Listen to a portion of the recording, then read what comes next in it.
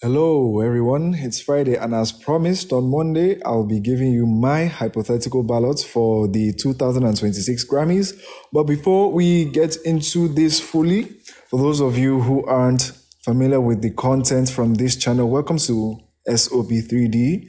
Visually, the content is centered around 3D gameplay videos, tutorials, speed through creating videos, and so on. However, audio-wise, things range from general thoughts sharing to news commentary and so on. Be sure to check out the content in the channel, and if it's your vibe, do well to subscribe.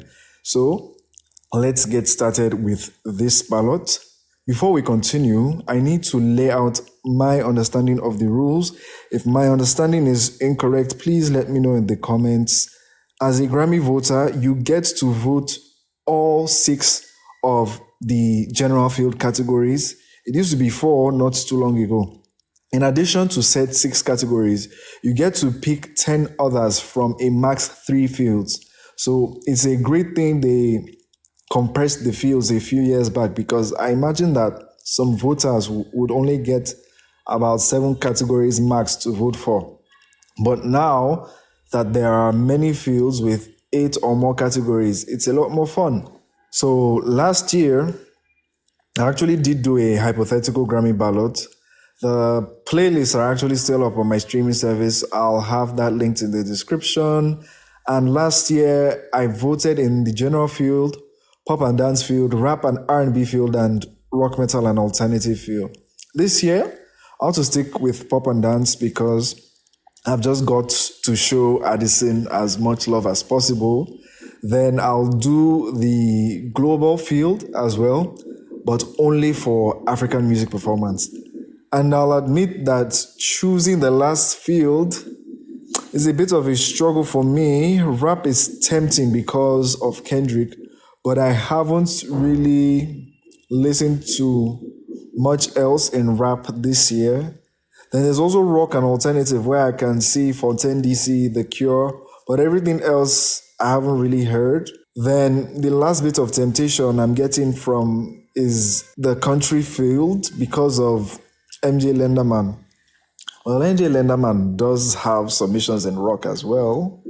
And it's not like we're skipping giving Kendrick some extra votes entirely, as he does have 30 for 30 in the pop category. So I'll go with the rock field for my third choice. Now, for the categories in the pop and dance field. Let's first pick out Best Pop Vocal Album and Best Pop Solo Performance, because Addison and Samba are stealing our votes easily. I'll add Best Pop Duo Group Performance because 30 for 30 needs to win that Grammy. Didn't there used to be like 4 pure pop categories? Oh yeah, traditional pop vocal album is in the jazz field now. Let's also add dance pop recording and dance electronic album. Okay, that's 3 plus 2 equals 5. We need 5 more. I'll take best African music performance from global, making it 6. So we need 4 from. Okay. Then I'm not sure I want to choose 4 categories from rock, but it seems I might have to. I know the ethical thing to do or have done in this situation was to have listened to most of these records before time, but I'll admittedly be going with name recognition and online accolade to fill out the blanks. So let's pick alternative music performance and alternative music album. Then we'll add best rock song because MJ is getting our votes free of charge. And for the very last category, I think we'll just copy paste our rock song selections to rock performance. I will skim through the titles that look interesting to at least check if they are worth the vote, so that I'm not voting completely in the dark. But for best pop solo performance, I do have my thoughts already formed, given that pop music is all around us. Well, for me at least, my streaming service constantly recommends pop music. I also listen to curated new in pop playlists from time to time, so I should be familiar with most of these titles. So for best pop solo performance, let's see.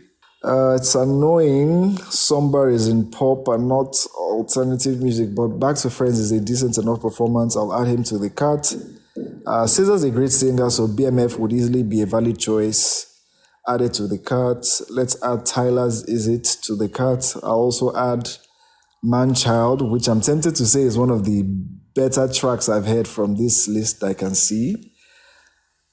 I almost had a heart attack now thinking Jay didn't submit Angel of My Dreams, but I remember it's in dance pop instead, which, by the way, is an ideal submission to dance pop recording. Let's also add a Chapel Roan to the cart. Lord put What Was That in pop solo. That's interesting. Let me quickly listen to Lover Girl by Lofi. I'm curious. Okay, it's nice, but I'm not sure it's strong enough to go in my cart. They should make a traditional pop performance category though.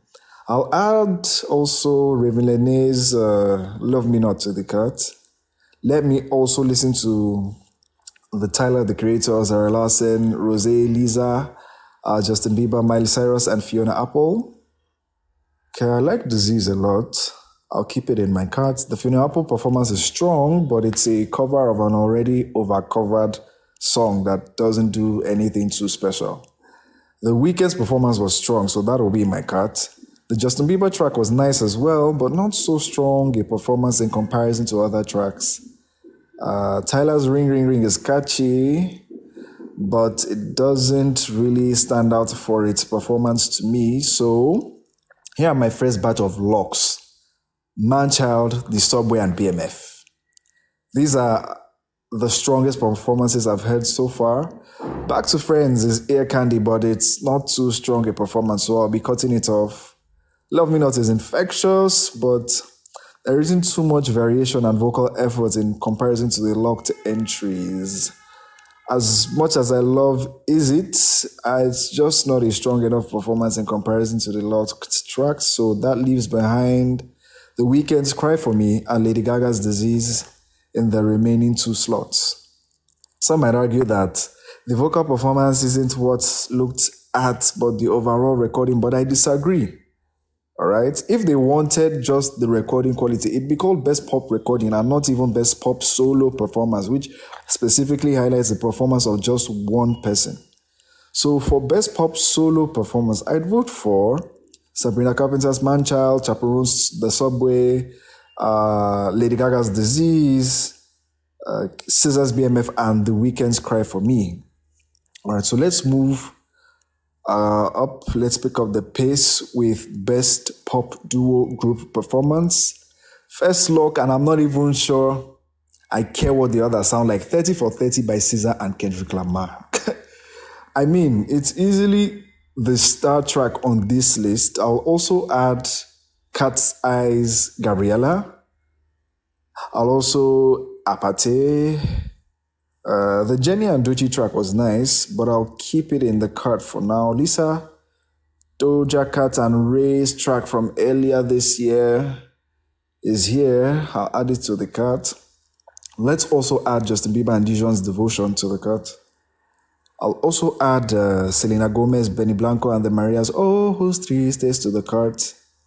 Sao Paulo is catchy, but it's not a strong enough performance, really.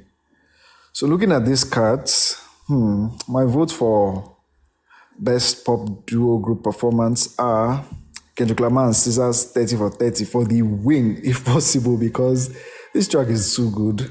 Then Cat's Eyes Gabriella, Rosé and Bruno Mars, Apate, then Jenny and Doechii's Extra L, and Justin Bieber and Dijon's Devotion. Now I'm going to preview entire albums. I'm not going to do that, so I'm sadly going to rely on positive online remarks for this next category. But without a doubt, Addison is making that lineup. I'd vote for Addison for the win as well. I've heard great things about Hurry Up Tomorrow and Something Beautiful, so I'll be adding those. I'll also be adding Mayhem. Then let's just close the list with Sabrina Carpenter's LP. So my votes for Best Pop Vocal Album are Man's Best Friend by Sabrina Carpenter, Hurry Up Tomorrow by The Weeknd, Something Beautiful by Miley Cyrus, Addison by Addison Rae, and Mayhem by Lady Gaga. Now let's get into the dance section with Best Dance Pop Recording. Right off the bat, Abracadabra and Angel of My Dreams are locked. I'll lock Illegal in there as well. I wish Tate McRae had tried her chances with Revolving Door here, but oh well. Let's add Amare's Girly Pop here. And lastly, we'll also add FK Twigs, Childlike Things, collaboration with Northwest. So my votes for the best dance pop recording are Pink Pantheress, Illegal, Amare's Girly Pop, Lady Gaga's Abracadabra, FK Twigs, and Northwest's Childlike Things, and Jade's Angel of My Dreams. Lastly, from this field, let's just pick some albums for best dance electronic music album. My votes for this category are FK Twigs Eusexual, Amare's Black Star, Jamie XX's In Waves, Pink Pantheress, Fancy That, and Oklu. Let's go with Oklu. Choke Enough. Moving on to Best African Music Performance. We're in the global field now. My votes are for Tyler's Push to Start for one. Aerostar's Hot Body. Okay. Remia's Baby Is It a Crime? Shali Poppy Lao. And Davido and Umale. Yes, With You. And yeah, this lineup is stellar, so I hope they're able to get maybe a sixth nominee as they did last year. So before we get to the general field, we have to rush through the rock and alternative field. So for best alternative music performance, I'll vote for, FK Twigs Striptease. Then Everything is Peaceful, Bon Iver. All right, and Everything is Peaceful, Love. Blood Orange Lord, Caroline Polachek, and Mustafa, Mind Loaded, yes. Lord's David, and Oklu's Bladebird as well. For alternative music album, I vote Bon Iver's Sable Fable. I'll also pick Blood Orange's Essex Honey, Lord's Virgin, Hayley Williams' Ego Death at a Bachelorette Party, and Father John Missy's Mashana.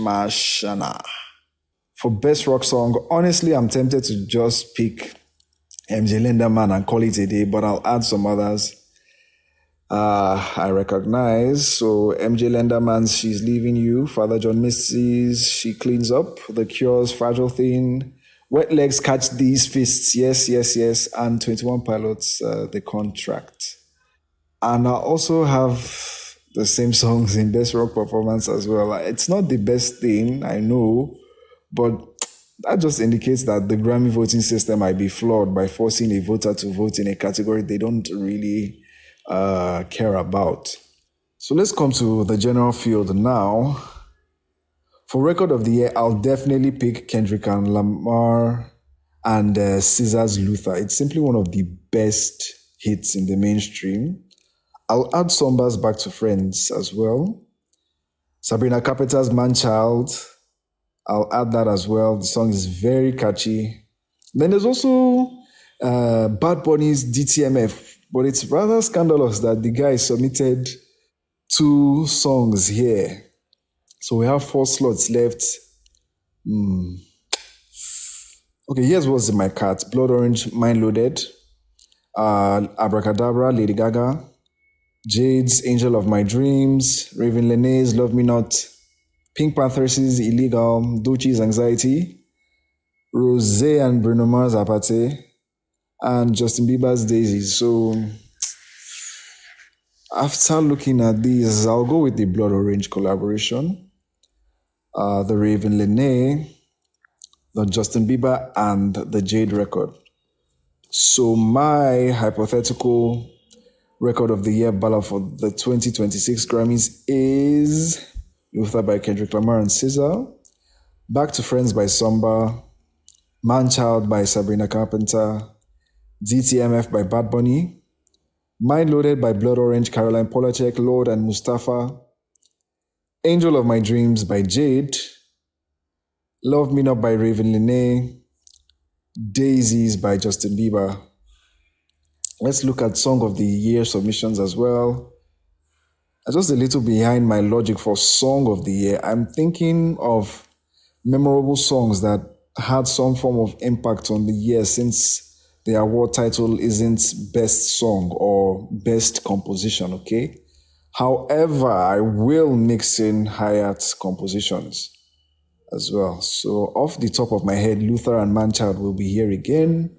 I'll also be putting Dochi's Anxiety here, since somehow it's eligible. Then I'll also put the Chapel song here. Let's add Daisies here as well. I have in my card Sailor Song by Gigi Perez, very nice song. True Believer by Hayley Williams. Hunter X's Golden from the K-pop Demon Hunters movie. Ira Star's Hot Body. Fontaine DC's It's Amazing to Be Young, and Bon Iver's Everything is Peaceful Love.